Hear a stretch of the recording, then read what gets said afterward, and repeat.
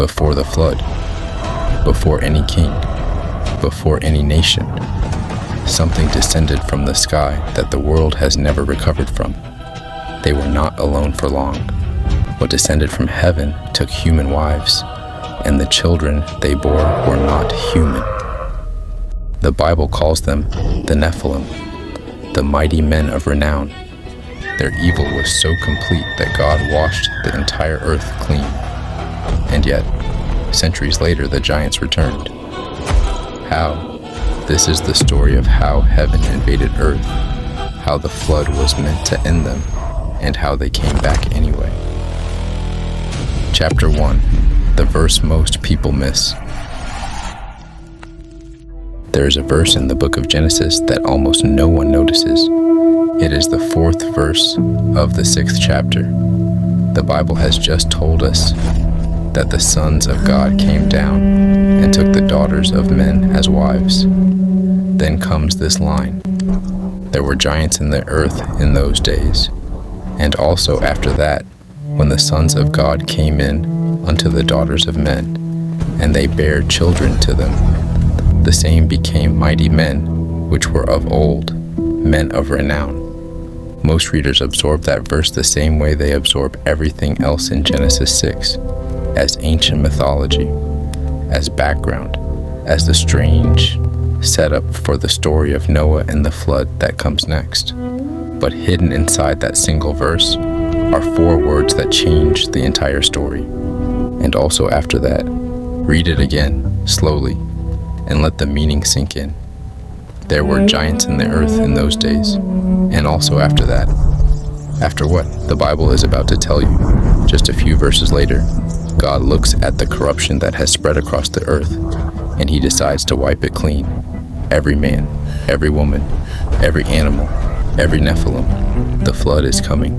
6 chapters from now, the waters will cover the highest mountains, under the whole heaven.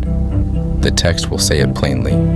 All flesh died. And then, 400 years later, Moses sends 12 spies into the land of Canaan, and 10 of them come back terrified, because the land is full of giants. How is the land of Canaan full of giants? 400 years after the flood wiped them out. Genesis 6:4 already answered that question in 4 words, and almost no one ever notices. There were giants in the earth in those days, and also after that. That sentence is the entire mystery of this video. The Bible is telling us, in a single offhand phrase, that the giants existed before the flood, and they existed after the flood. The text is not confused. It is precise. The Hebrew preserves it. The Greek preserves it. The English preserves it. The flood was meant to end them, and somehow it didn't. For the next 60 minutes, we are going to walk through the entire story. We are going to start at the beginning, before there were giants in the earth at all. We are going to walk down the mountain where they descended. We are going to watch what they taught humanity. We are going to see what their children did.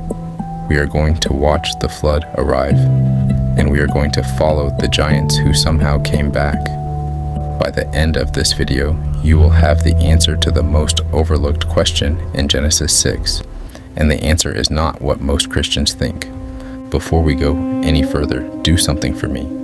While you're watching this video, drop a comment with what you think the answer is. Second descent of angels, the bloodline through Noah's family, something else entirely. I'll read everyone before the next video drops, and I'll respond to as many as I can. Now let's go back to the beginning. Before the flood, before any king, before any nation, there was a mountain on the eastern edge of the world, where heaven and earth made an oath they could not unmake. It still stands today. It is on the modern border between 3 countries. There is a United Nations watchtower at its summit. You can see it on a satellite map, and on its peak, 200 beings stood in a circle and bound themselves to each other before they descended. They were called the Watchers, and the world is still recovering from what they did. Chapter 2, Mount Hermon. It still stands today. The mountain that ended the world before our own. It is called Mount Hermon. In modern Hebrew, Har Hermon. It sits on the border between Israel, Syria, and Lebanon, the northernmost peak of the anti-Lebanon range, rising more than 9,000 feet above the Jordan Valley. From its summit, you can see 4 countries on a clear day. There is a United Nations watchtower on the peak. Beneath it, an old Israeli ski resort, and around it, snow that lingers most of the year on the highest point in the region.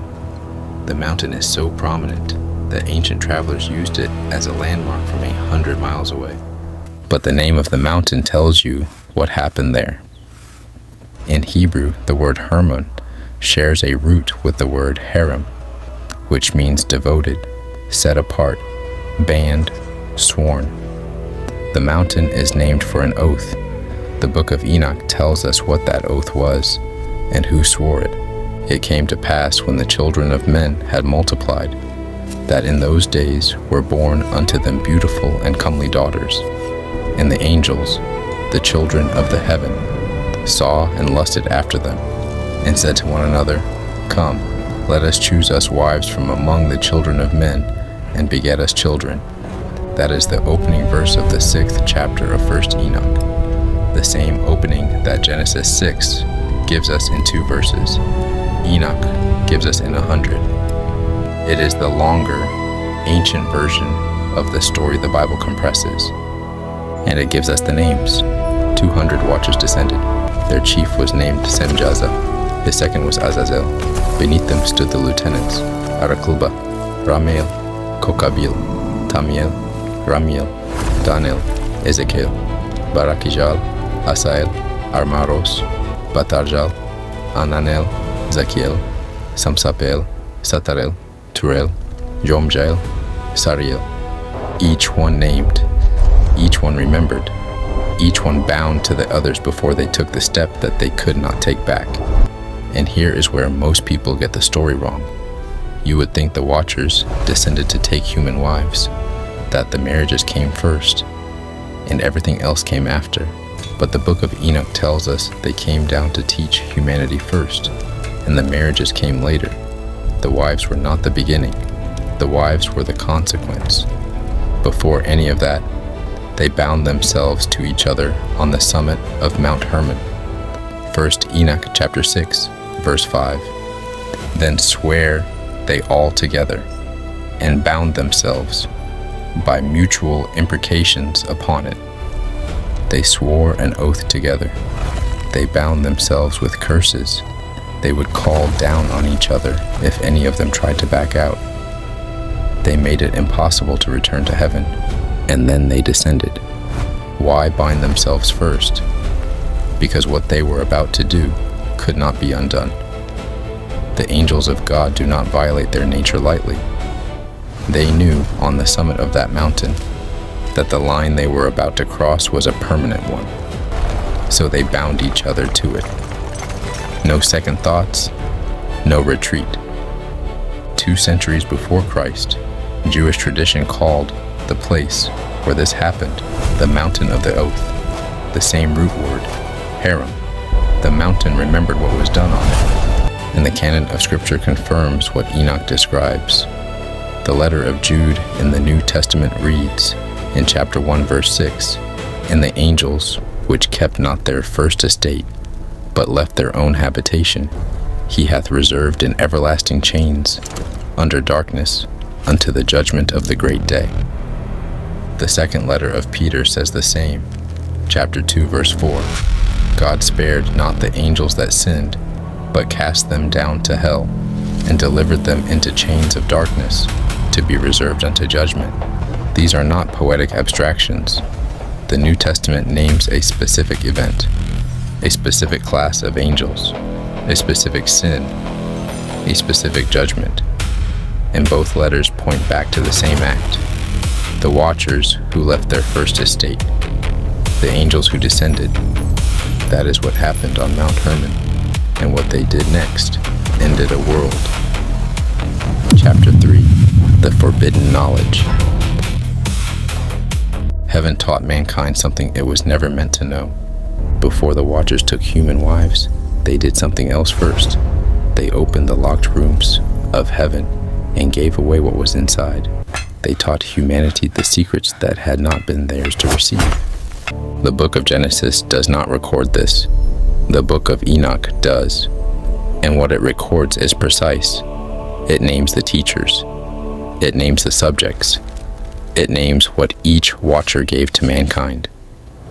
1 Enoch chapter 8, verse 1 begins with the chief instigator, the watcher named Azazel. And Azazel taught men to make swords, and knives, and shields, and breastplates, and made known to them the metals of the earth and the art of working them. Stop and think about what this means. In the world of before Azazel, mankind had stone tools, wood, bone, hide. The metallurgy of the ancient world did not begin in workshops by experimentation. According to the book of Enoch, it began with a fallen angel ending the entire science of forging weapons to humans who had never held a blade. The arts of war arrived in a single generation, and once war was possible, war became the inheritance of every generation after.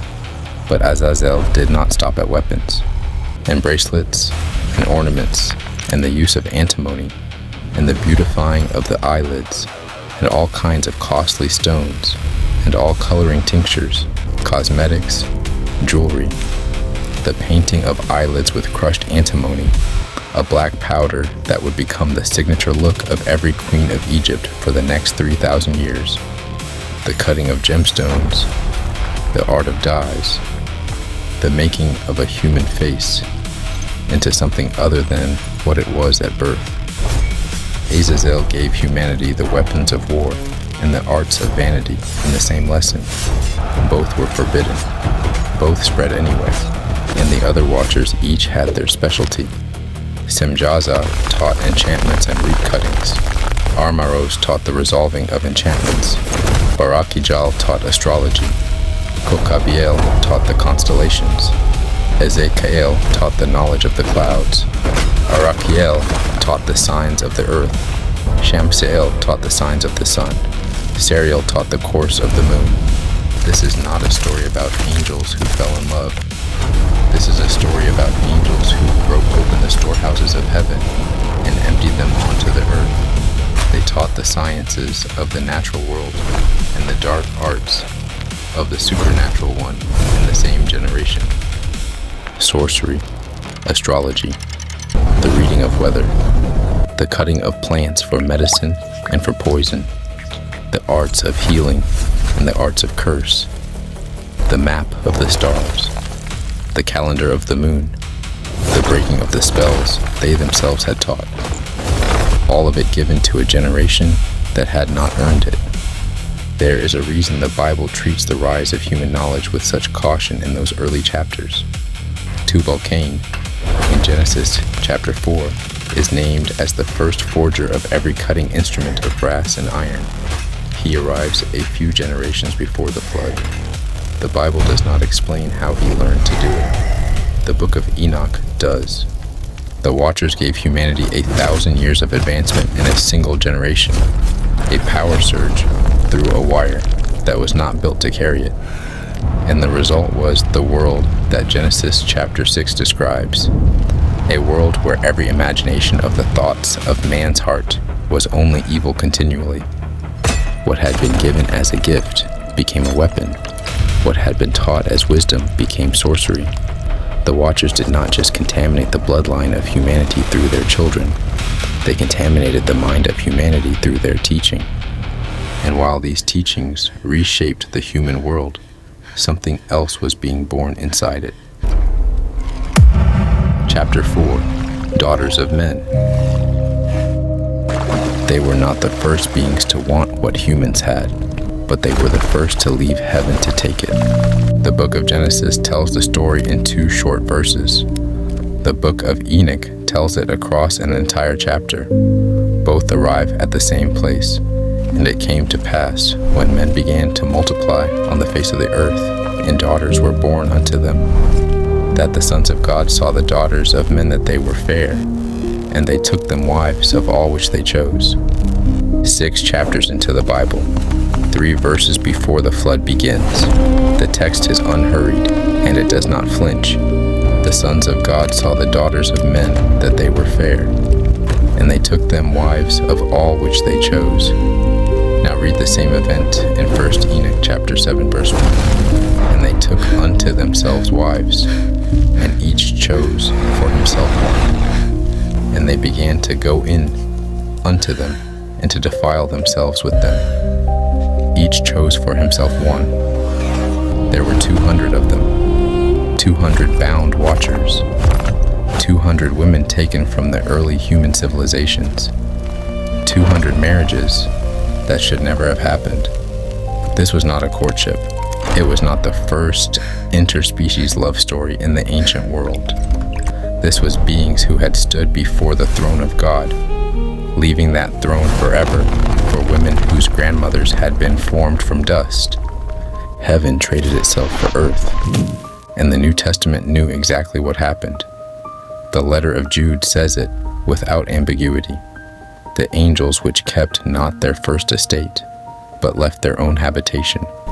Those words are not abstractions. Their first estate was heaven.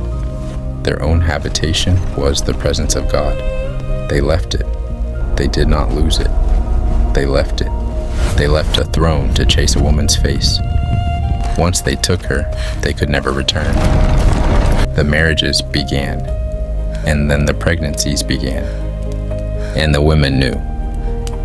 The book of Enoch does not name the first mother. It does not have to. It says the women conceived, and they bore children, and the children they bore were not human. Some of the mothers died in childbirth. The babies were too large. The bones of a normal woman were not built for what was growing inside her. Some who survived gave birth to children who, in the first year, stood taller than their own fathers. By the end of the first generation, every village near the borders of the Watchers' territory had children who did not match the children around them. The early human civilizations had a new caste of people walking among them, and no one knew what to call them, and no one knew what they would become. And then the Watchers began to teach the mothers things too. How to nurse children who consumed 3 times what a normal child consumed. How to recognize the early signs of strength. How to feed sons who, by their 5th year, could lift what their fathers could not. The mothers carried the secret of what they had done in their own bodies, and the children they raised would become a category of being the world had never seen. The Bible gives those children a name. The Hebrew word is Nephilim. Most translations render it giants. The literal meaning is the fallen ones, or in some readings, those who cause others to fall. Both meanings are true. They were the offspring of the fallen, and they would cause the fall of the world. What grew inside the daughters of men would inherit something neither parent could control. Chapter 5. The Mighty Men of Renown. The children were beautiful when they were born. Then they kept growing, and they never stopped. By the time a normal human child was learning to walk, a Nephilim child stood taller than his mother. By the time he was 10, he could carry a grown man on his shoulders. By the time he was 20, he stood over the houses of his village like a watchtower, and he did not stop there. Read Genesis 6:4 again with this in mind. There were giants in the earth in those days, and also after that, when the sons of God came in unto the daughters of men, and they bare children to them. The same became mighty men, which were of old, men of renown. The Hebrew gives them 2 names, Gibborim, which means mighty men, warriors, the heroic class, and Enshei HaShem, which means men of the name, men of renown, men whose names were spoken across the land. The early human civilizations did not regard the Nephilim as monsters, not at first. They regarded them as demigods, kings, heroes, tyrants, the legends of the ancient world about half-divine warriors, born of unions between gods and women, sons of heaven who walked the earth, are not modern myths layered on top of the Bible. They are pagan memories of what Genesis 6 describes. Every ancient culture that came after the flood remembered these figures. Mesopotamian texts speak of the Apkallu, antediluvian sages who taught civilization. Greek myth speaks of the demigod heroes of an earlier age. The names changed. The story did not. Now here is what the Bible does not tell you about the Nephilim and what the book of Enoch does. 1 Enoch chapter 7 verse 2 describes their height. The literal text of the surviving manuscripts reads 3,000 ells. An ell was an ancient unit of about 18 inches. 3,000 ells would put a Nephilim at roughly 4,500 feet tall. That is almost certainly a scribal error preserved across centuries. The earliest Greek manuscripts read 300 ells, which would still place them at 450 feet. The shortest reading found in any manuscript is 30 ells, which works out to about 45 feet. The text says they were enormous. The exact number was lost or corrupted in the copying. For visual purposes, in this video, the Nephilim are depicted between 15 and 25 feet. The literal source goes much further. We are showing you the lower end of the cinematic feasible range. The book itself goes further than this video can. And then the book of Enoch tells us what they did.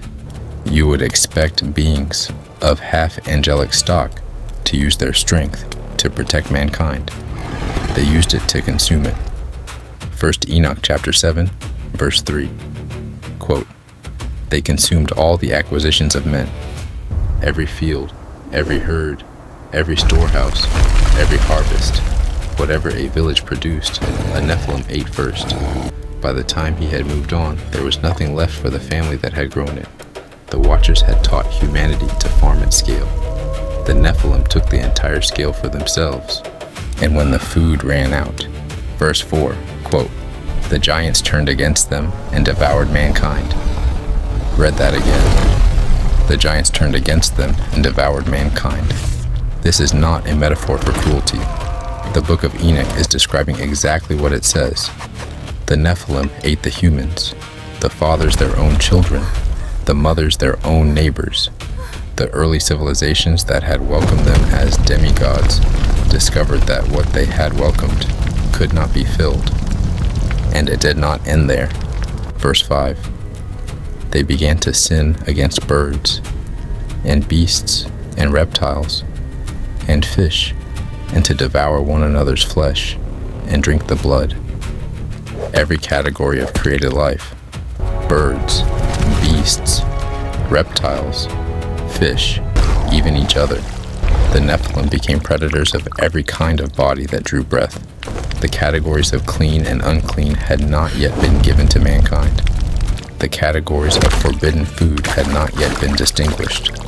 But the book of Enoch tells us the Nephilim crossed lines that had not yet been drawn, and the earth itself began to register what was happening on it. The world before the flood was not the slow corruption of generations. It was the rapid collapse of a single ecosystem under the appetite of a new kind of creature. This is the wickedness Genesis 6:5 describes. Not the petty sins of fallen individuals, not the slow drift of a moral community. The text says, every imagination of the thoughts of his heart was only evil continually. Every imagination continually. The whole earth in the same direction all the time. The Nephilim did not just corrupt their own generation. They corrupted what their generation was capable of imagining. The earth had a voice, and it began to cry out. Chapter 6, The Cry of the Earth. There is one verse in Genesis 6 that explains what God felt about it. It is not the word most people expect. Before we get to that verse, Look at what the world had become. And God saw that the wickedness of man was great in the earth, and that every imagination of the thoughts of his heart was only evil continually. Read those words carefully.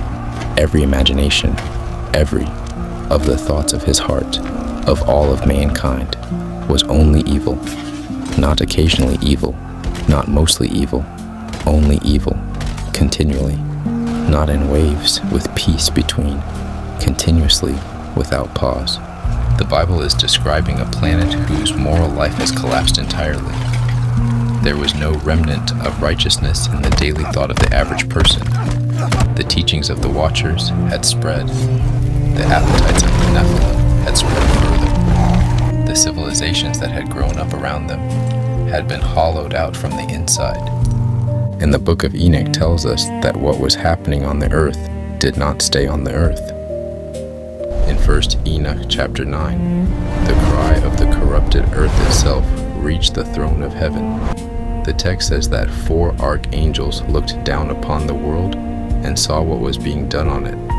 Michael, Gabriel, Raphael, Uriel. They saw the blood that had been shed without cause. They saw the souls of the dead that cried out from the ground, and they brought the accusation of the earth before the throne of God. The book of Enoch does not let us see what the throne looked like in that moment. The Bible does not record this scene at all. What both texts agree on is what happened next. Genesis chapter 6, verse 6. And it repented the Lord that he had made man on the earth, and it grieved him at his heart.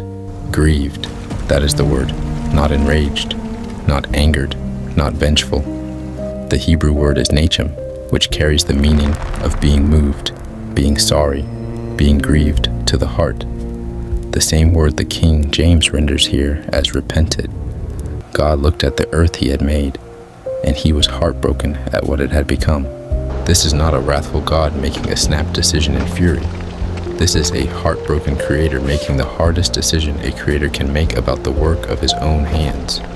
And then he speaks, and the Lord said, I will destroy man whom I have created from the face of the earth, both man and beast, and the creeping thing, and the fowls of the air, for it repenteth me that I have made them, the whole creation, not just the wicked among mankind, the whole creation that mankind had been given to rule over, the beasts that had been corrupted with the rest, the birds, the creeping things, everything except what would be preserved.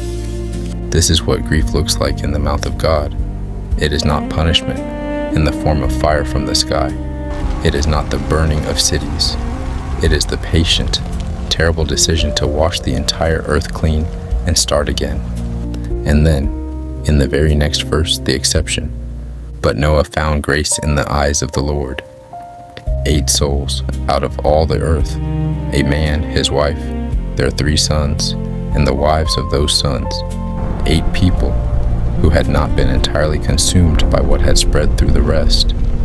8 people who would walk onto a vessel that did not yet exist, on the instruction of a God they could still hear. Grace in the eyes of the Lord. In a world where every imagination of the thoughts of man's heart was only evil continually, there were still 8 people the Lord could look at without grief. And on that single thread, the entire future of humanity would hang. What came next would unmake the world. Chapter 7. The Flood. The flood that ended, the world did not begin with rain. For 120 years before the first drop fell, Noah built a vessel. The Bible records the dimensions: 300 cubits long, 50 cubits wide, 30 cubits high. In modern measurement, that is roughly 450 feet from end to end, 75 feet across, and 45 feet tall. A vessel longer than a football field, 3 stories above the ground. He built it on dry land, far from any sea, with the appetites of the Nephilim still consuming what was left of the world around him. He built it while neighbors mocked him. He built it while his sons grew into men, found wives, and helped him finish the work. And the entire time, God was waiting. Read what Genesis says happened on the day the flood began. Chapter 7, verse 11. In the 600th year of Noah's life, in the 2nd month, the 17th day of the month, the same day were all the fountains of the great deep broken up, and the windows of heaven were opened. Read that sentence twice. The flood was not just rain. The text describes two simultaneous events. The fountains of the great deep were broken up, and the windows of heaven were opened, below and above, both at once. The fountains of the great deep, the subterranean waters under the surface of the earth, they were not poured, they were broken up, forced out of containment. The text uses the language of catastrophe, of a structure failing under pressure that had been building for centuries. And at the same moment the windows of heaven opened. The text uses the same architectural language. Heaven had windows. Those windows had been closed. On that day they opened, below and above. The world was caught between two oceans converging on it. And here is where the meaning of what God had decided in the previous chapter comes into focus. You would assume the flood was God's wrath. The Bible uses a different word, grieved. He did not destroy them in anger. He destroyed them in heartbreak. Grief and judgment are not opposites. In the heart of God, they are the same act. He had given the world 120 years to repent while Noah hammered planks of gopher wood into the shape of a vessel of mercy. The world had not repented. The Nephilim had not stopped. The blood altars had not gone cold. The cry of the earth had not quieted. And so the windows of heaven opened, and the fountains of the deep broke up. And the rain fell for 40 days and 40 nights, and the waters covered the highest mountains under the whole heaven. Genesis chapter 7, verse 21 tells us what happened to every living thing outside the ark. And all flesh died that moved upon the earth, both of fowl and of cattle and of beast, and of every creeping thing that creepeth upon the earth, and every man, every category of created life that drew breath. The text does not make exceptions. The Nephilim drowned with the rest. Their height made no difference. The mountains were not tall enough to climb above what was rising. The waters covered the earth for 150 days, the longest period of judgment recorded in the Old Testament. 5 months in which the only sound on the planet was rain, then water, then silence. The only land that existed was the floor of a single wooden vessel drifting somewhere above what had been mountains. And then slowly the waters began to recede. In Genesis chapter 8, Noah sends a raven, and the raven does not return. He sends a dove, and the dove comes back with no place to rest. He waits 7 days, sends the dove again, and this time it returns with an olive leaf in its beak. The world has surfaced. A tree has lived. There is land again. 7 more days. He sends the dove a 3rd time. It does not return at all. It has found a home in a world that did not exist a year before. And Noah opens the door of the ark. 8 people walked out onto dry ground that day. A man, his wife, 3 sons, and 3 daughters-in-law. They had survived an entire world. The teachers were drowned. The watchers were bound under the earth, awaiting the judgment Jude and Peter describe. The Nephilim, all of them, had perished in the water. The cry of the earth had been answered with the deepest grief in heaven and the most patient judgment in history. The world had been made clean, and yet, 400 years later, the giants were back. Chapter 8, and Afterward As Well.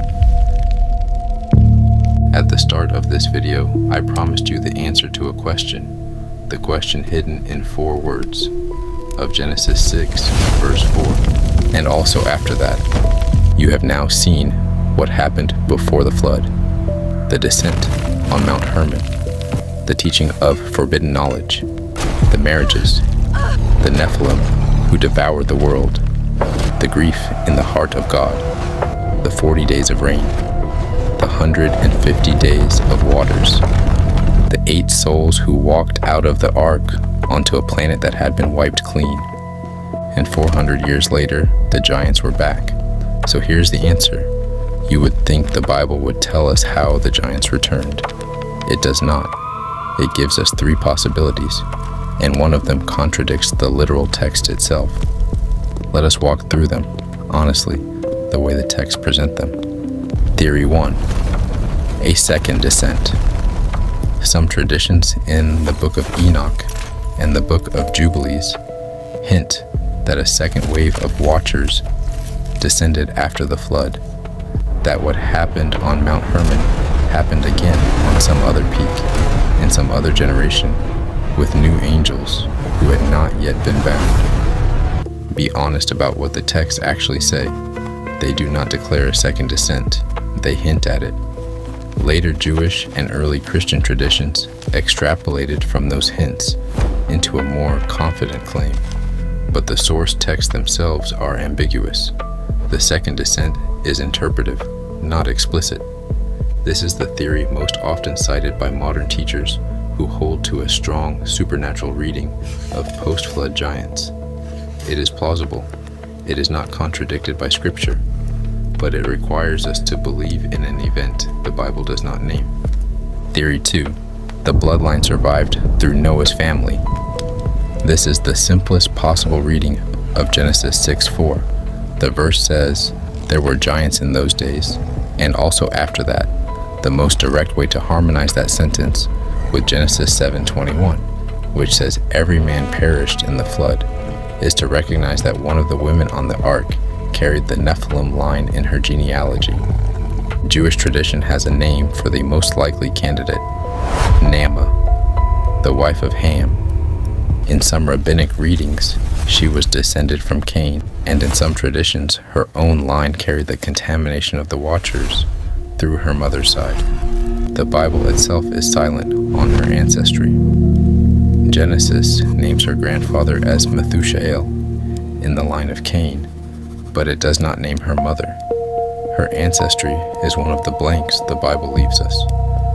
Be honest about what this theory requires. It is extrapolation.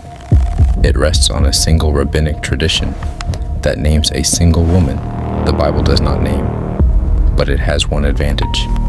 The other theories do not. It requires no event the text does not mention. The bloodline came through the ark because the bloodline was on the ark. The 4 words of Genesis 6:4 are answered without invoking anything that Scripture does not record. For a literal reader of the Bible, this is the strongest of the 3 theories. It does the least violence to the text. It requires the smallest leap, and the genetics of the post-flood giants, who appear in scattered groups across the land of Canaan, rather than as a global civilization, fit a bloodline pattern better than they fit a second mass descent. Theory 3. A regional flood. Some scholars argue the flood was regional rather than global, and that giants outside the flood's range simply survived. We need to be honest about this theory, because honesty is the only way to handle the question. Theory 3 contradicts the literal text of Genesis itself. Genesis chapter 7, verse 19 reads, "And the waters prevailed exceedingly upon the earth, and all the high hills that were under the whole heaven were covered." Verse 23, "And every living substance was destroyed, which was upon the face of the ground, both man and cattle, and the creeping things, and the fowl of the heaven. And they were destroyed from the earth, and Noah only remained alive, and they that were with him in the ark." The text says all the high hills under the whole heaven. The text says every living substance was destroyed. The text says Noah only remained alive. A regional flood. Reading requires us to soften every one of those statements until they mean something other than what they say. For a video that has committed to taking the Bible literally, Theory 3 does not survive contact with the text. It is mentioned here only to be dismissed, because honest investigation requires us to name what we are rejecting and why. So we are left with two. A second descent the Bible does not record, or a bloodline the Bible preserved without telling us how. The Bible itself does not tell us which is correct. What it tells us is that the giants came back. Whatever the mechanism, the giants existed, and 400 years after the flood, the people of God were about to meet them face to face. Chapter 9. The Giants in the Promised Land. 400 years after the flood, 12 men walked back into the camp of Israel, and 10 of them were terrified. Moses had sent them on a 40-day mission, cross into Canaan, the land God had promised them, and bring back a report. Survey the cities, survey the people, survey the harvest, find out what the people of Israel were about to inherit. 10 of them came back saying they could not do it, not because the land was bad. The land was good. The land was, in the famous phrase, flowing with milk and honey. They brought back a single cluster of grapes from the valley of Eshcol, so large it took 2 men to carry it on a pole between them. The land was rich. The land was beautiful. The land was uninhabitable for one specific reason. Numbers chapter 13, verses 32 and 33. The 10 spies give their report to Moses. The land, through which we have gone to search it, is a land that eateth up the inhabitants thereof, and all the people that we saw in it are men of a great stature. And there we saw the giants, the sons of Enoch, which come of the giants. And we were in our own sight as grasshoppers, and so we were in their sight. Grasshoppers. Read what these men had already been through. They had been slaves in Egypt for 400 years. God had brought 10 plagues down upon Pharaoh on their behalf. They had walked through the Red Sea on dry ground, while the Egyptian army drowned behind them. They had eaten bread that fell from the sky every morning for 2 years. They had watched water flow from a struck rock in the desert. And they took one look at the giants of Canaan and called themselves grasshoppers. That is how big the giants were. That is how visceral the terror was. The text says, and so we were in their sight. The Anakim looked at the men of Israel and saw insects. The men of Israel knew it. The book of Deuteronomy gives us the names of the giant peoples Israel encountered.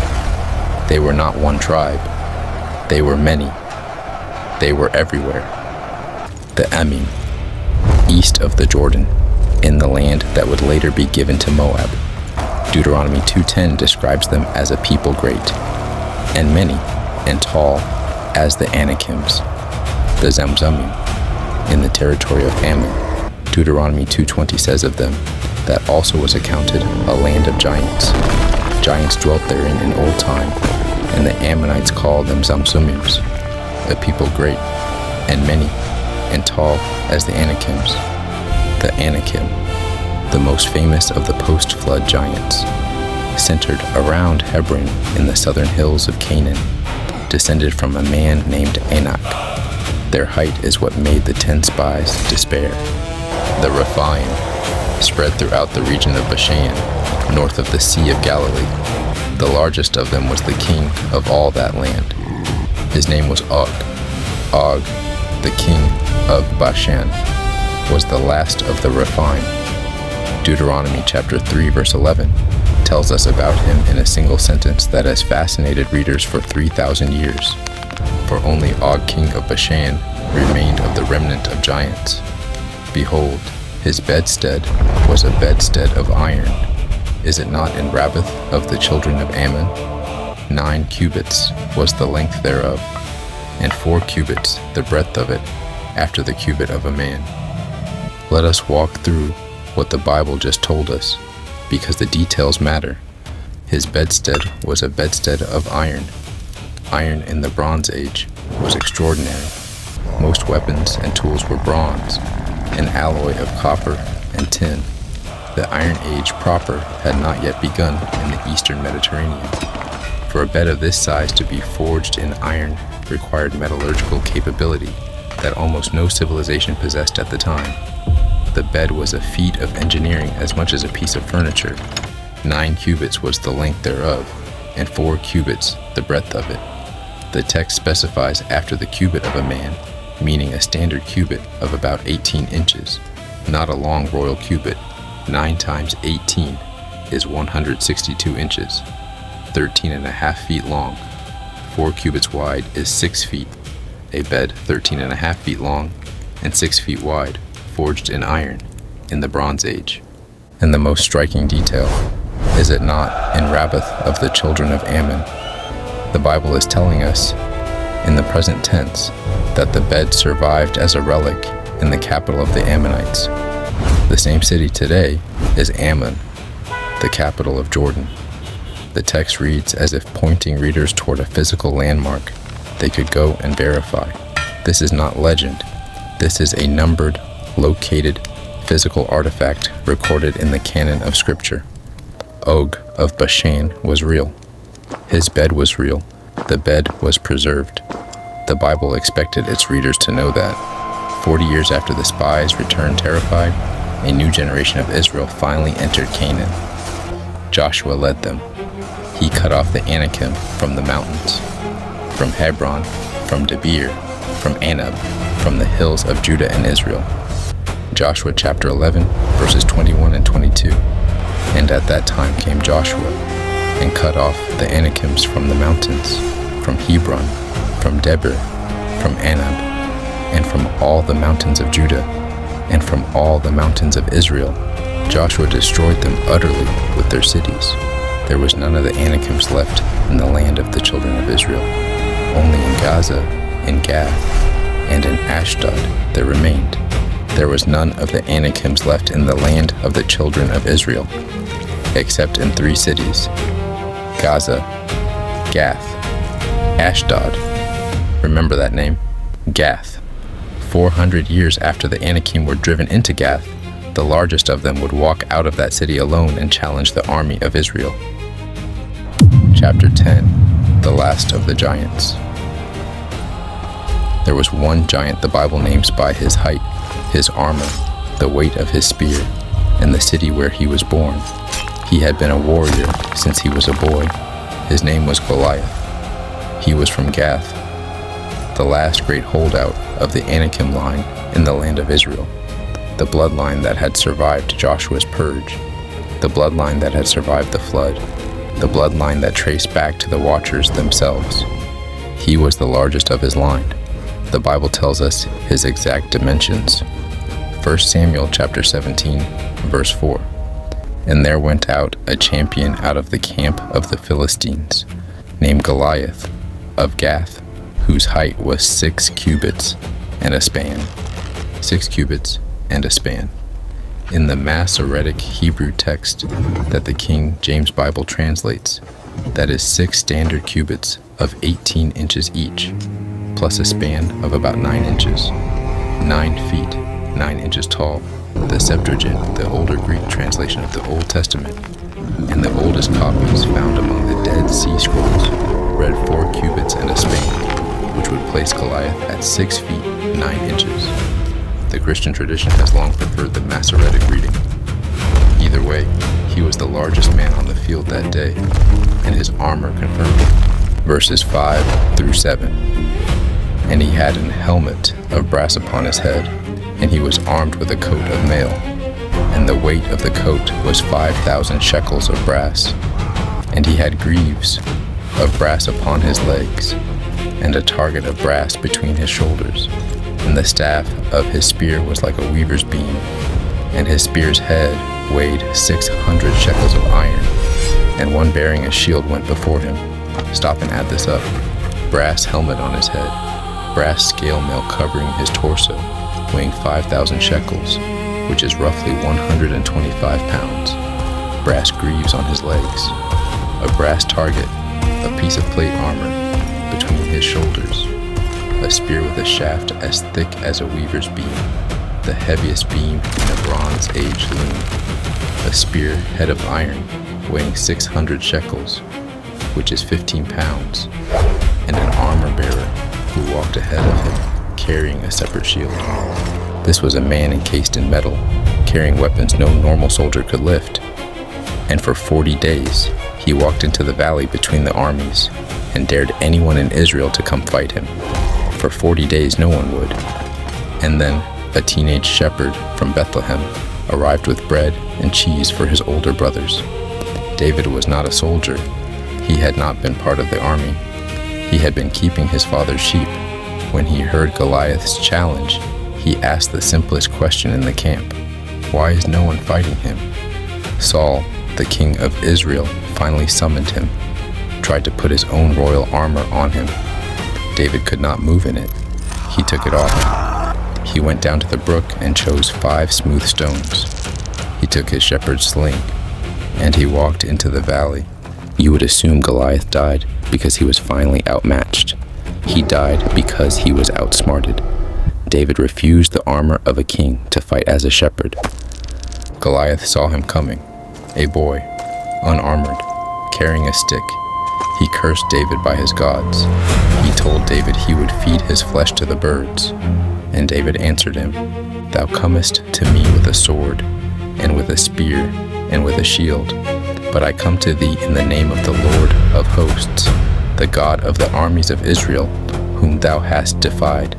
And then he ran at Goliath. 1 stone. The Bible's account is almost matter-of-fact. The stone sank into Goliath's forehead. The largest giant in the Bible fell forward onto his face, and the army of Israel stood in stunned silence. David walked over to him. He took Goliath's own sword out of its sheath, and he cut off Goliath's head with it. That should have been the end of the line. It was not, because Goliath had brothers. The second book of Samuel, chapter 21, and the first book of Chronicles, chapter 20, name 4 more giants who fought against the men of David in the years after Goliath fell. Ishbi-Benob. The spear in his hand weighed 300 shekels of brass, about 7.5 pounds. He nearly killed David himself in battle. He was struck down by Abishai, the brother of Joab. Saph, also called Sippai, of the sons of the giant, killed by Sibbechai the Hushathite. Lahmi, the brother of Goliath. The Bible says the staff of his spear was like a weaver's beam, just like his brothers had been.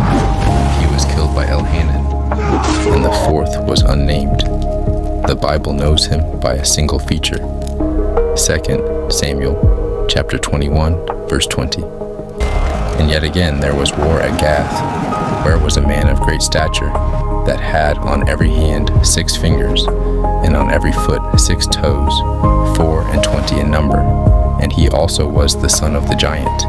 6 fingers on each hand, 6 toes on each foot, 24 digits in total. The Bible names this feature. The Bible names the man who killed him. Jonathan, son of David's brother Shimea. Both are real, both are recorded. The 6-fingered giant was the last named giant in the Bible. After David's wars, the line of the Anakim and the Rephaim and the Philistine champions disappears from the biblical record. Israel becomes a settled kingdom. The age of the giants is over. The Bible says they are gone. But the Bible also says something else. Centuries later, Jesus himself sat on a hillside outside Jerusalem and spoke about what was coming next. Matthew chapter 24, verse 37. But as the days of Noah were, so shall also the coming of the Son of Man be. The Bible says the giants are gone. The Bible also says the days of Noah will come again. Whatever else that means. And the next video in this series will explore exactly that. The story of the giants is not finished.